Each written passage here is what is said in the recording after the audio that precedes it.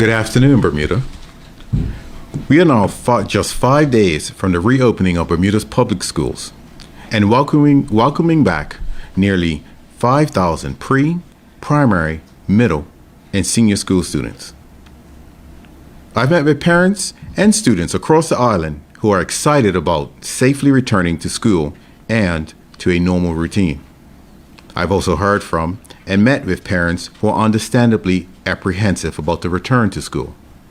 To assist with that transition, we have incorporated new protocols and practices to facilitate the safe return of our students and staff.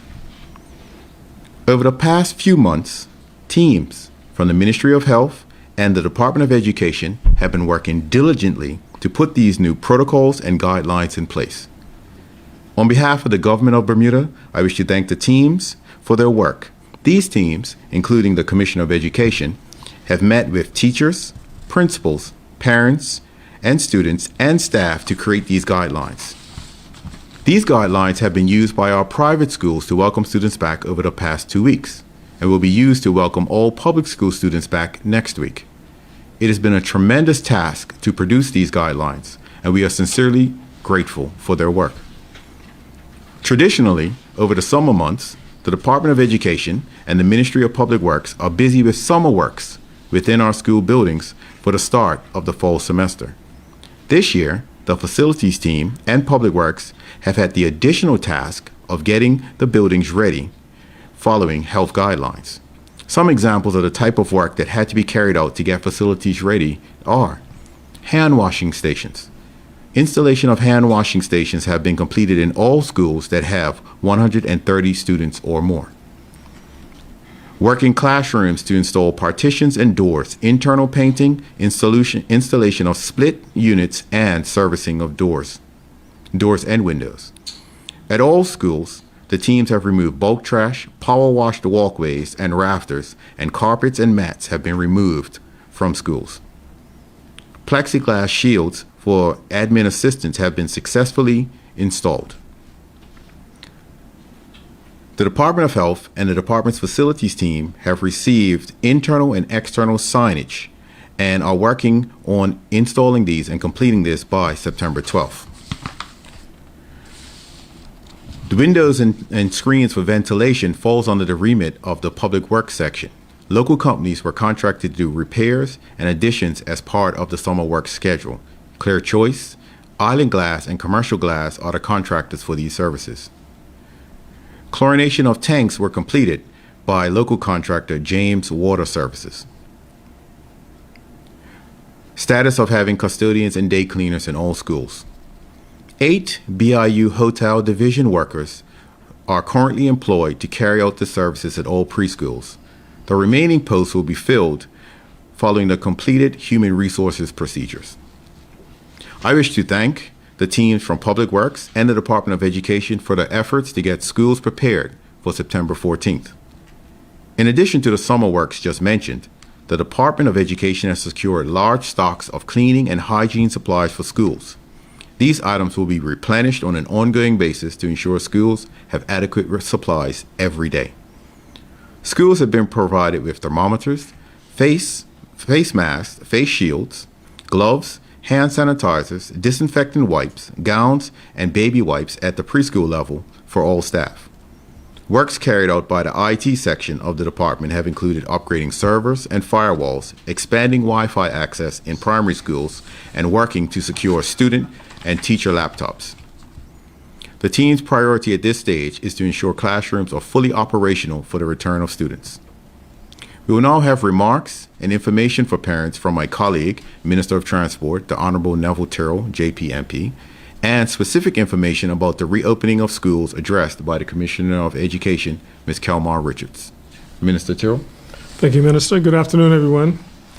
The team at the Department of Public Transportation, DPT, in conjunction with the Department of Health, have been working hard to ensure that the return to school is as smooth as possible for those students who rely on using public bus system. The Department of Health has provided COVID-19 guidance specific to the school bus service, permitting all seats to be occupied with no person standing. These buses will carry students only. The 2020 school bus schedule has been updated and is now available on www.gov.bm/bus. DPT has extended the use of minibuses to ensure a reliable school bus service for the 2021 academic year. DPT buses will also be used to supplement the school bus service where required. It is only when a DPT, pink and blue, bus is being used to provide the school bus service that all seats may be occupied.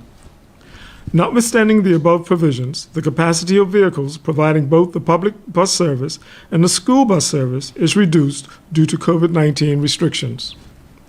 The 25-seat minibuses used for the school bus service will carry approximately half the capacity of a DPT bus, and the public bus service is reduced to a third of its normal capacity due to physical distancing requirements. DPT will monitor the ridership and provide additional capacity where possible. Parents and students are encouraged to consider alternate private transportation options where possible. It should be noted that COVID-19 guidance for the public bus and ferry service remains unchanged, with 3 feet physical distancing. Students traveling on the bus service and ferry service must adhere to the public transportation guidance for physical distancing. In addition, DPT has put COVID-19 measures in place to manage crowding at the central terminal. This may result in delays at peak commuter times. As a result, students are encouraged to avoid traveling through the central terminal by making full use of the school bus service. Following these guidelines will help to ensure the safety and well-being of all passengers and staff, which remains the top priority for the Department of Public Transportation. Thank you. Good afternoon, everyone. The Department of Education has been working closely with the Department of Health over the past 5 months to reopen schools responsibly. Our priority is, and will continue to be, ensuring safe, healthy school environments for our staff and our students. As parents prepare to send their children back to our schools, we want to reassure parents that we have planned carefully, intentionally, and responsibly for the reopening of schools. We will implement many safety and health measures in our schools to reduce safety and health risk during the COVID-19 pandemic. We will need the full cooperation of our parents and our staff to achieve maximum success. The Department of Health has developed protocols that step out what school staff will do to keep the environment safe, healthy, and productive for students and themselves. The protocols will also include what to do if a student or staff member becomes unwell during the school day. These protocols are posted on the Ministry of Education's website in the COVID-19 section. Additionally, the Department of Health has provided school staff with the opportunity for free testing prior to the return of our students. Next week, Monday, September 14th, when our students report to school, they will report in school uniform, and that uniform has now expanded to include wearing a cloth or disposable mask to school each day. Students at the preschool and primary levels will wear face masks to and from school and for certain activities. However, students at the middle and senior levels, like our school staff, will wear masks throughout the day with intermittent breaks. School premises will open at 8:30 a.m. from the preschool to the middle level. And as students and parents arrive, they will participate in compulsory entry screening, which consists of taking temperatures and answering COVID-19 questions before students proceed into the classrooms. As an additional safety measure, parents and non-essential visitors will not be able to enter school buildings until further notice. Classrooms have been configured according to 3 feet distancing, and students will be organized in bubbles, which will be maintained throughout each day including during the morning, afternoon, and lunch breaks. Students will be required to follow the safety and health procedures when indoors and out of doors, with main measures being physical distancing, frequent hand washing, respiratory etiquette, and disinfecting personal spaces and equipment. The department is providing all of our staff with personal protection equipment, and we are ensuring that all classrooms and workspaces have sanitizing and disinfecting supplies available for staff and students to use throughout the day. This week, all of the Bermuda Public School staff are engaging in simulations and training based on the safety and health protocols to help our staff gain firsthand knowledge and understanding of the protocols.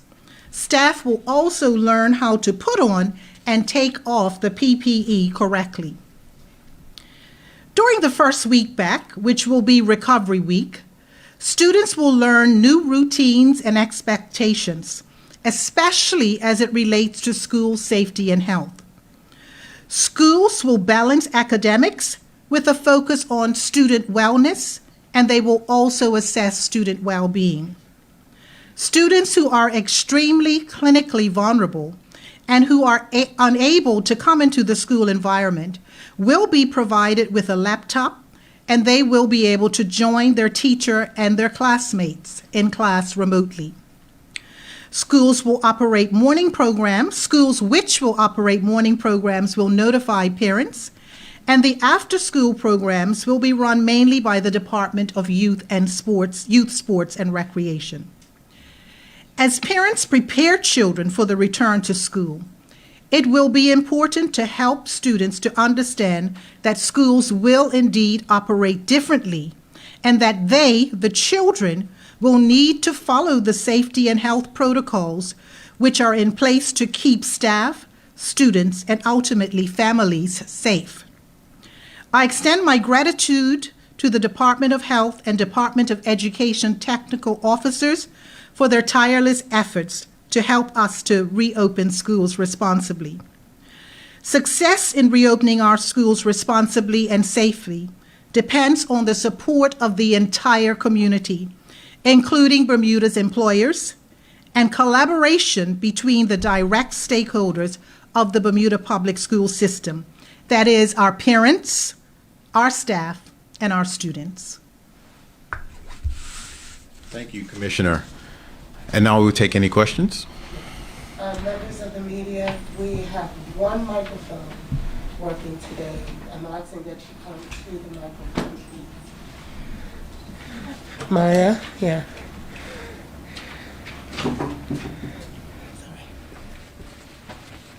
Good evening, everyone. Oh, afternoon, sorry. Used to the regular press conferences. Just mentioned, you said students who are deemed extremely clinically vulnerable and who are unable to come to school environment will be provided with a laptop, and they will be able to join their teacher and students in their classrooms remotely. Now, how can students and parents apply for this? What is the characteristics for being deemed extremely clinical and vulnerable? The guidelines for determining individuals who are extremely clinically vulnerable are stepped out by the Department of Health, and those guidelines are actually on the website. And in terms of the process, we have identified students. School principals would be aware of who those students are. And then the department will work with schools to ensure that the students receive the laptops and they can access the learning remotely. Thank you. And these laptops that were donated, so I'm assuming that they are probably on island now if you were able to give them if possible? These are laptops that we have in supply that are new laptops, and we are still awaiting the arrival of the additional laptops that were ordered. Okay. And how many laptops do we have right now to distribute? We certainly have sufficient to provide to any student who is extremely clinically vulnerable. Thank you. And for the ones that are still remaining to arrive, how will they be distributed? So we have a strategy. When they do arrive, they're going to arrive in batches. And so we will start with, at the primary level, we will start with rolling out at P6, and move down. And at the middle level, we will start at M3 and then roll down to M1.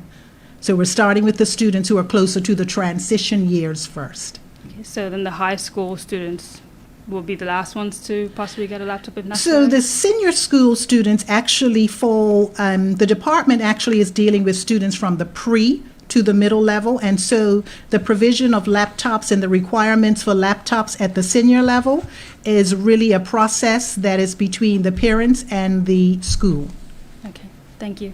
And my last question, or more of an example, if someone could show me, like, if, let's say I'm 16 years old, going to Cedar Bridge Academy, what would a normal class situation look like for me if my class is normally 30 plus students? In my English class, what would it look like now going into this class? So what schools have done is they have used the guidelines from the Department of Health. So they've looked at the 3 feet distancing in classrooms, and they've reconfigured the classroom and the desks to meet those guidelines. And then the schools will set up what we call overflow areas to accommodate students in additional spaces, again, using the guidelines from the Department of Health. Okay, and one last question. How many thermometers are being given to each school, respectively? The number varies, so it starts at the preschool level. So preschools, if it's a preschool with 10 children, 14 children, they would have 2 thermometers. So we started off by initially providing schools with thermometers. In fact, we just topped up thermometers yesterday. And so it can range from 3 thermometers, up to 6 or 7 thermometers. Oh, thank you Yes. very much.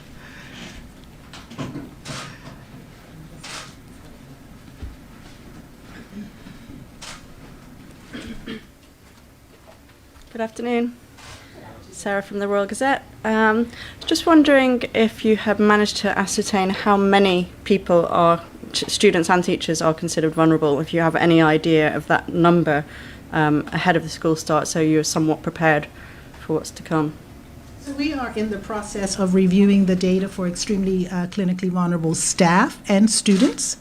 And so what I can say at this juncture that we are using that, what I would call preliminary data, to prepare. And based on the preliminary data, and we recognize that the numbers can change, we are in a position to be ready to support the extremely clinically vulnerable students and the staff. Can you give us an indication of how many? Not at this juncture, and one of the things we have to be, or I have to be cognizant about, is the privacy factor as well, in terms of releasing that type of data. Okay. In terms of the transportation issues, there was an emergency meeting with minibus operators last night, I understand, and there were some concerns that I've spoken to someone. There were some concerns about the safety of students, whether physical distancing can be maintained. I just wanted to check whether all those issues have been addressed and agreed upon with the Bermuda Minibus Association. If there are any outstanding issues. There are no outstanding issues as far as we know from the ministry, none at all. And so physical distancing can be maintained on public buses and minibuses with the numbers that you've provided today? Following the health restrictions, yes. The answer is yes. Yeah, okay.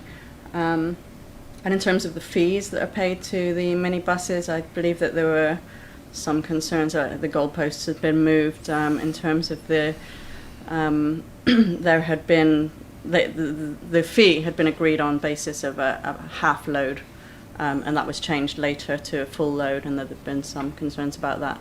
Could you speak to that? All the concerns have been put aside. We have a contract, and we understand where we're at. Yes. Yeah. Okay. Could you, any one of you, allude to how much all of this has cost the government and the different departments that are involved in it, all these measures? That is something that will be released by the government in due course. As we are in the process of planning to move forward with the beginning of school, I wish to make it clear that we are here to make sure that our school systems are extremely safe, and we provide what needs to be provided to ensure that that happens between us.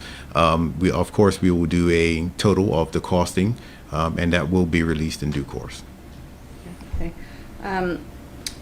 We'd heard that there might have been some technical glitches, or you were certainly anticipating, the Ministry of Education was anticipating, you had some workshops to carry out with teachers, and a note went out, I believe, by the Commissioner of Education, just warning that there might be some technical issues with those workshops. How did it work out in the end?